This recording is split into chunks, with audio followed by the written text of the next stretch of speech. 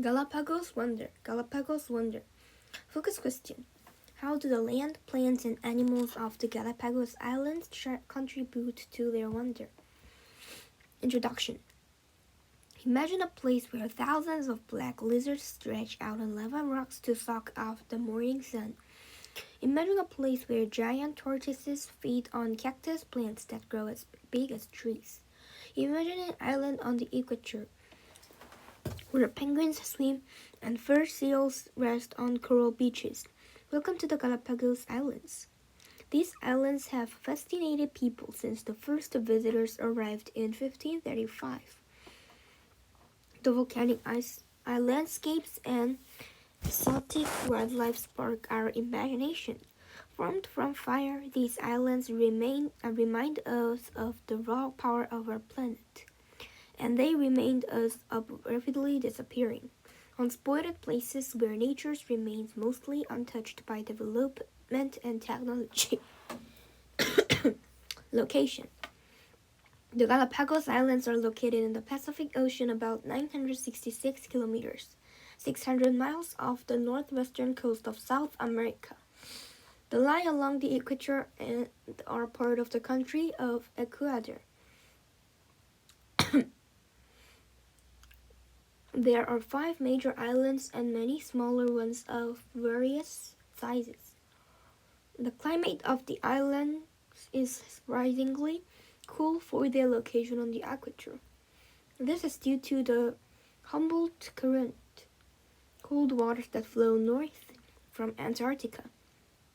The cold waters explain why animals usually found in colder climates, such as penguins and sea lions, can live in the Galapagos. Geology. The Galapagos Islands are created by volcanic activity, and they continue to be among the most volcanically active islands in the world. Scientists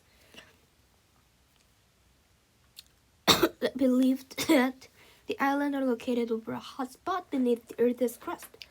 Hot spots contain more heat than other areas, causing molten lava to rise up through the crust. Scientists think that each island was formed from solidified lava, building up on the seafloor and eventually peeling up above the surface of the water. First contact. The Galapagos Islands were first discovered in 1535, when a ship carrying the Bishop of Panama to Peru was blown off course. The bishop recorded his observations of the islands in a letter to the King of Spain. At the time, there were no humans living on the islands. During the 1700s and 1800s, the Galapagos became a refuge for pirates and whalers because of the island's remote location. Giant tortoises were a favorite food source because they were easy to capture and keep. The numbers of these gentle creatures were reduced from several hundred thousands to about 15,000 by the year 1800s. Darwin's visit. The most famous visitor to the Galapagos Islands was Charles Darwin, a British naturalist who sailed there in 1835. He collected many wildlife specimens and wrote detailed accounts of his observations. Darwin was fascinated by the amazing diversity or variety of life on the islands. He noticed that similar species or kinds of animals developed different traits on different islands. Because of his work, we now understand much more about variety in nature. Wildlife. Scientists and tourists alike have been fascinated by the diversity of native animal and plant life on the Galapagos Islands. New species are continually being discovered. A 1996 expedition took scientists 915 meters, 3,000 feet underwater to study the ocean surrounding the islands. Many new species were discovered, including jellyfish, deep-sea moray, eels, sea cucumbers, and a deep-water red octopus.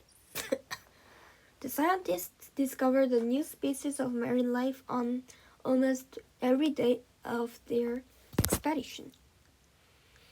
Reptiles.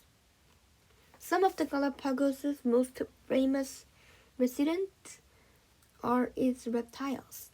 The islands were named for one of the most well-known reptiles, the giant tortoise. This gentle, herbivorous reptiles can live 150 years or more. Males can grow to 1.8 meters, 6 feet in length, and can weigh up to 300 kilograms, 660 pounds. 14 different kinds of Galapagos tortoises used to exist. Several kinds have become extinct and the others are now protected. Galapagos tortoises were divided into two groups based on the shape of their shell, or carapace. One group has a round, dome-shaped shell, a short neck, and short legs. The other group has a shaded-shaped shell that is raised in front, a long neck, and long legs.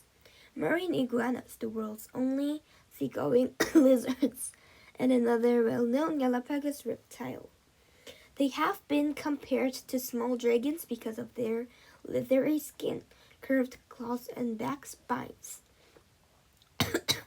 They can grow to a length of 1 meter, 3.3 feet.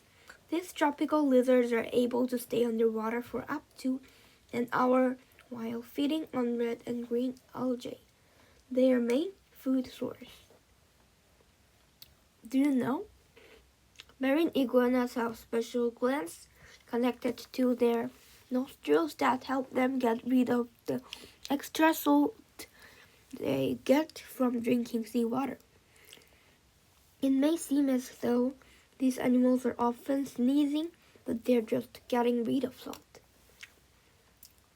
Marine iguanas have dark skin that helps them absorb the sun's heat after they emerge from the cold ocean waters. Marine iguanas also control body temperature with their posture. They often sun themselves on lava rocks as the sun rises in the morning. When the heat becomes too intense, they raise up on their legs to protect their underside from the hot rocks and to increase air circulation. After a day in the cold ocean waters, they pile up together at night to conserve body heat. Mammals. Many Galapagos mammals are animals normally found far from the equator. Galapagos sea lions are the marine gymnasts of the islands. Their playful antics amuse tourists who sometimes receive friendly nips from these animals. Sea lions live in large colonies. Female sea lions, known as cows, gather on beaches to nap. Adult males, or bulls, are territorial and extremely aggressive during the mating season. Galapagos' forest seals are rarer than sea lions. Forest seals were hunted nearly to extinction because of their thick fur, which was valuable. Unlike sea lions, forest seals live in smaller groups and prefer steep, rocky shores. They fear humans and are difficult to approach. Many of the Galapagos' most interesting residents are birds. Frigate birds are among the most striking birds in the world.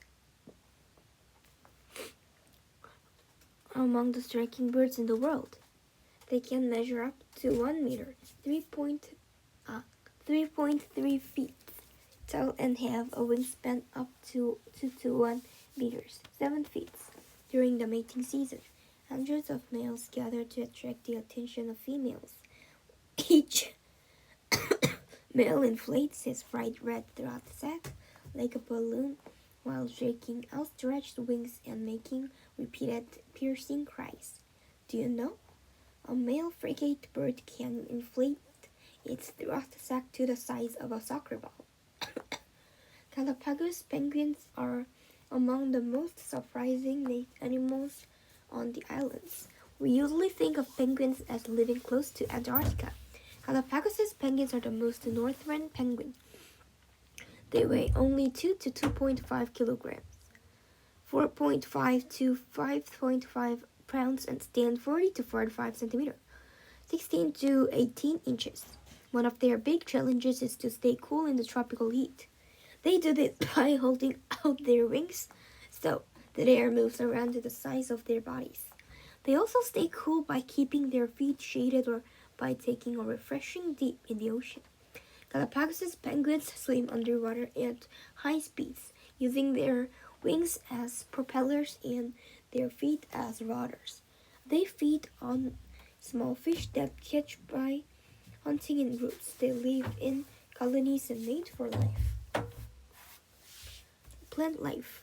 The plant life on the Galapagos Islands is just as remarkable as the animal life.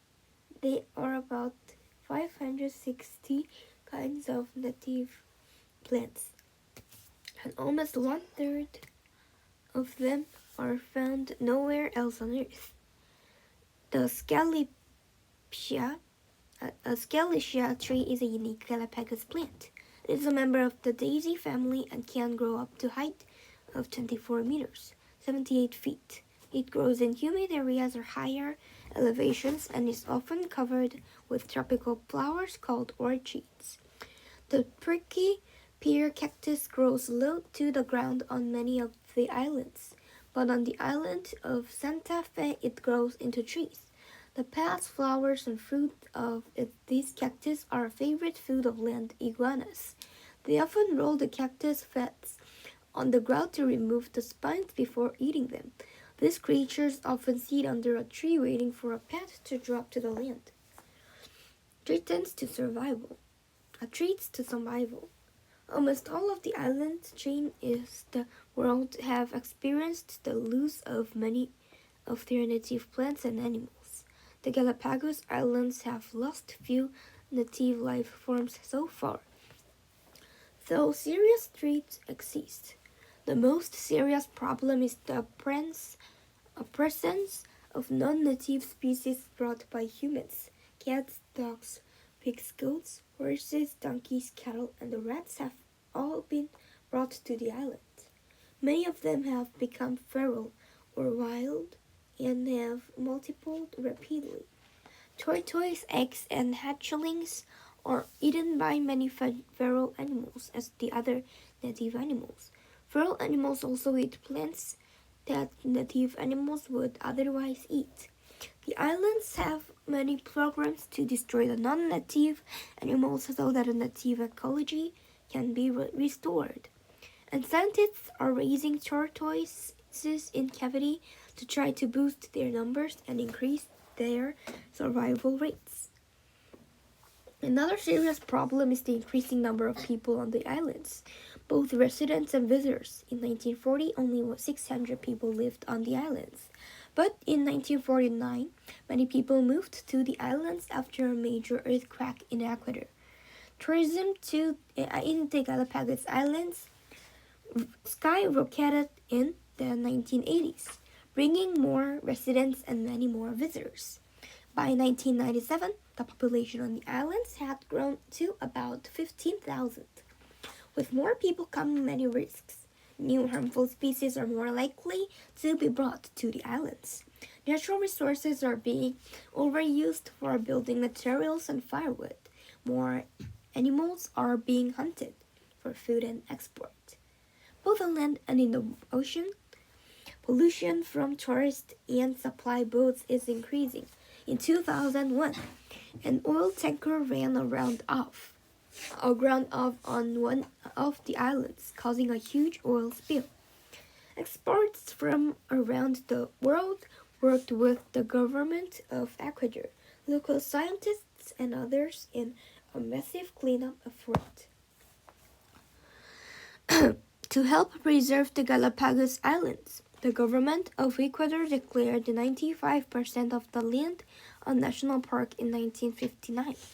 In 1986, a law was passed to protect 69,930 square kilometers, 27,000 square miles of the ocean water, around the islands. Strict laws not limit visitation to the islands. Visitors must be accompanied by certified guards who are trained to keep conservation in mind at all times. Visitors are not allowed to bring food or drink in order to prevent the introduction of foreign plant seeds, insects, or bacteria. The laws also protect animals and plants from human interference, such as touching, feeding, or littering. In 1959, the Charles Darwin Foundation was created to help the government of Ecuador make smart decisions about conservation on the islands. This foundation operates the Charles Darwin Research Station on Santa Cruz Island so that scientists and the public can continue to learn about these extraordinary islands. Many educational programs, both on the islands and around the world, help teach the public about Galapagos conservation efforts. Conclusion: our planet is now facing the mass extinction of up to 75% of all life forms. The Galapagos Islands are one of the last places on Earth that contains so many rare life forms in such a small area. Many are found nowhere else on Earth. Scientists, conservationists, and other concerned people who value nature are working to safeguard the Galapagos Islands for future generations. These islands are a natural treasure that must be preserved and protected.